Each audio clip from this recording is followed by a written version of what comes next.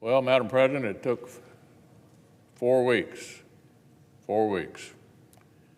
but the Democratic majority in the House of Representatives is finally ready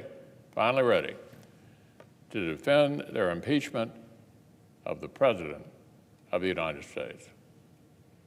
After weeks of delay, the Speaker of the House decided yesterday that a trial could finally go forward.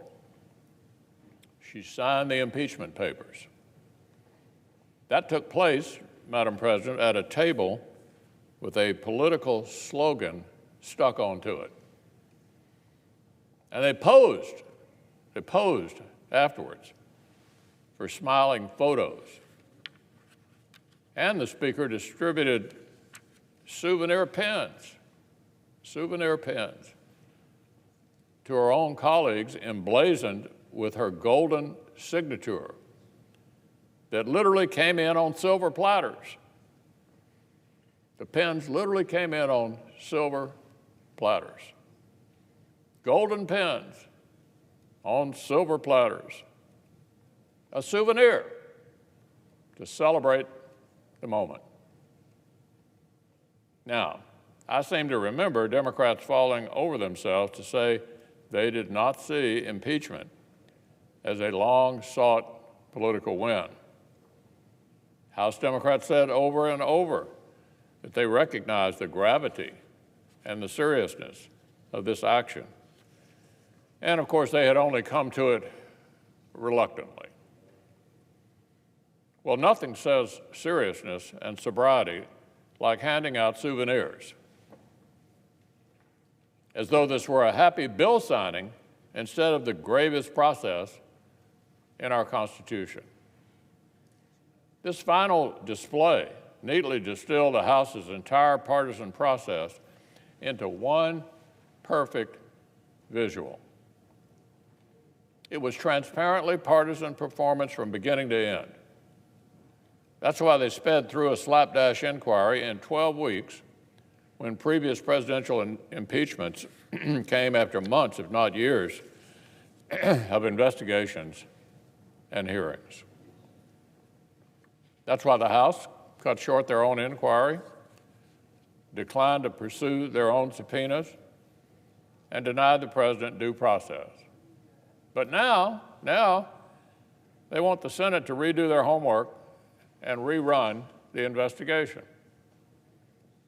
That's why our colleague, the Democratic leader, told the press that whatever happens next, as long as he can weaponize the trial to hurt Republicans in the 2020 election, quote, it's a win-win, said the Democratic leader of the Senate.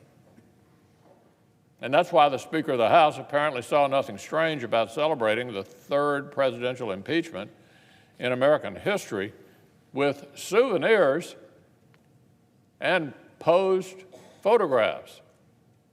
Souvenirs and posed photographs. Well, Madam President, that pretty well sums it up. That's what the process has been thus far. But it's not what this process will be going forward. Now, the Founding Fathers who crafted and ratified our Constitution knew that our nation might sometimes fall prey to the kind of dangerous factionalism and partisanship that has consumed, literally consumed, the House of Representatives.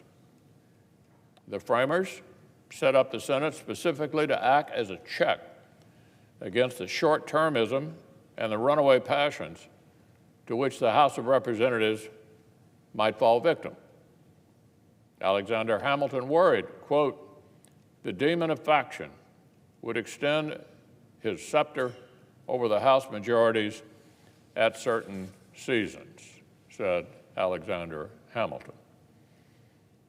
And he feared for the viability of the government established by the Constitution if blinded. He feared for the viability of the government established by the Constitution if blinded by factionalism, the House of Representatives would abuse the power of impeachment to serve nakedly partisan goals rather than the long-term interests of the American people and their republic. But fortunately, they did something about it. They did not give both the power and the power to remove to the House. They divided the power and placed the final decision on removal over here in the Senate. This body, this chamber exists precisely, Madam President, so that we can look past the daily dramas and understand how our actions will reverberate for generations. So that we can put aside animal reflexes and animosities and coolly consider how to best serve our country in the long run. So that we can break factional fevers before they jeopardize the core institutions of our government. As Hamilton put it, only the Senate with, quote, confidence enough in its own situation, end quote, can preserve unawed and uninfluenced the necessary impartiality between an individual accused and the representatives of the people, his accusers. So, Madam President, the House's hour is over. The Senate's time is at hand. It's time for this proud body to honor our founding purpose.